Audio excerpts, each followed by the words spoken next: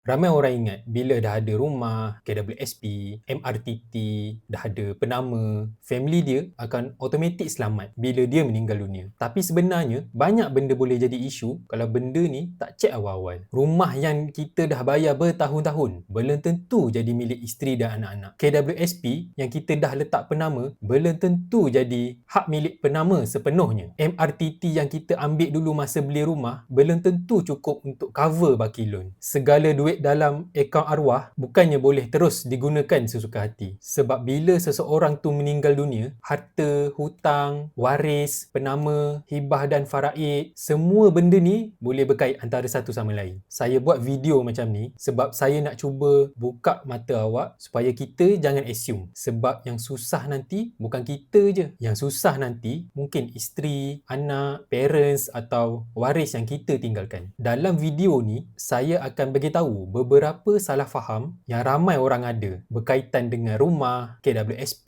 faraid, hibah dan protection gap family. Salah faham yang pertama, dah beli rumah bermaksud family dah selamat. Sebenarnya belum tentu. Kalau rumah tu masih under loan bank, benda pertama yang kena check dulu ialah protection untuk loan rumah tu. Contoh dia senang je. Kalau loan rumah tu RM500,000 tapi coverage MRTT dia RM250,000 dan kalau berlaku kematian semasa baki loan tu ada RM400,000. Coverage yang ada tu mungkin boleh tampung sebahagian je baki loan tu. Baki loan yang selebihnya waris yang kena uruskan. Kalau waris tak mampu selesaikan baki atau sambung bayar, rumah tu jadi masalah yang besar. Sebab tu kita tak boleh setakat tanya MRTT tu dah ada ke belum. Tapi soalan yang lebih penting, coverage yang ada tu cukup ke tak? Tempoh coverage dia tu berapa lama? Baki loan rumah tu sekarang tinggal berapa? Kalau meninggal dunia, siapa yang akan uruskan baki loan rumah tu? Benda basic macam ni yang pemilik rumah kena check dulu sekarang. Salah satu kes yang bahaya, loan rumah panjang tapi coverage dia pendek. Contoh, loan rumah 35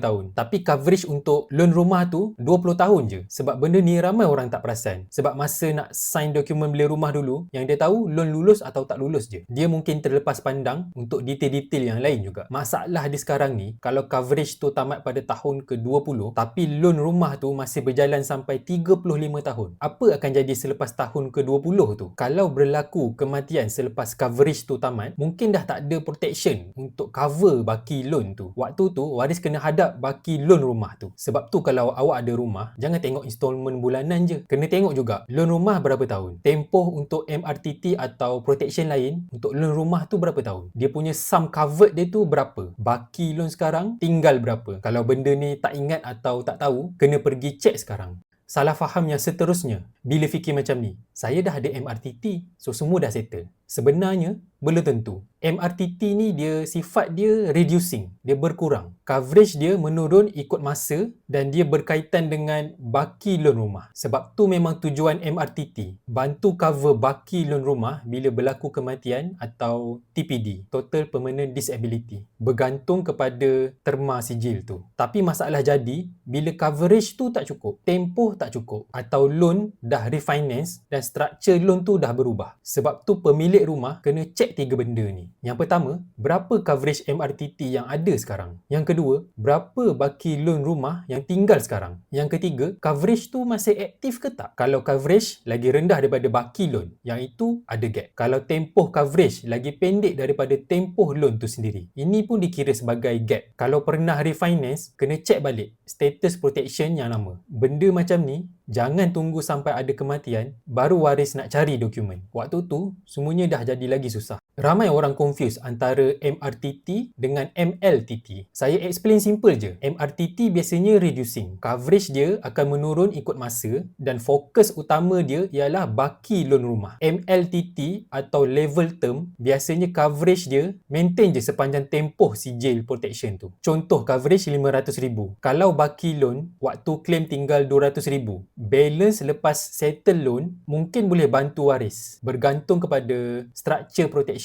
tu, penamaan dan hibah yang dibuat. Lebihan tu sangat penting sebab waris bukan setakat nak fikir pasal settle loan rumah je. Waris mungkin nak kena fikir juga pasal belanja anak-anak, belanja barang dapur, nak settlekan hutang-hutang lain untuk kos pengurusan harta pusaka atau tebus sebahagian harta pusaka daripada ahli waris yang lain. Point saya kat sini, jangan pilih protection tapi tak faham apa beza MRTT dengan MLTT ni. Sebab dua-dua ada fungsi dia masing-masing. Tapi efek dia kepada family boleh berbeza. Ini salah faham yang sangat biasa jadi. Rumah yang ada dua nama terus jadi milik isteri bila suami meninggal dunia. Sebenarnya belum tentu. Kalau rumah yang ada dua nama, contohnya nama suami dan isteri, bahagian isteri tetap hak isteri. Tapi bahagian suami yang meninggal dunia boleh jadi harta pusaka dan tertakluk pada proses faraid. So jangan assume bila satu pihak meninggal dunia, yang seorang lagi tu terus dapat semua 100%. Kat sinilah ramai pasangan yang terkejut sebab diorang beli rumah sama-sama, bayar loan rumah sama-sama. Tapi bila berlaku kematian, bahagian arwah tetap perlu diuruskan. Mungkin ada hak waris lain, mungkin perlu tebus pusaka. Sebab tu pasangan yang ada buat joint loan rumah atau rumah yang ada dua nama ni patut cek awal-awal. Kalau salah seorang meninggal dunia, apa akan jadi pada bahagian rumah tu? Ada hibah rumah ke tak? Ada cash atau takaful untuk tebus bahagian harta pusaka ke tak? Situasi ni jangan tunggu waris bergaduh sesama sendiri baru kita nak ambil tahu dan cuba faham.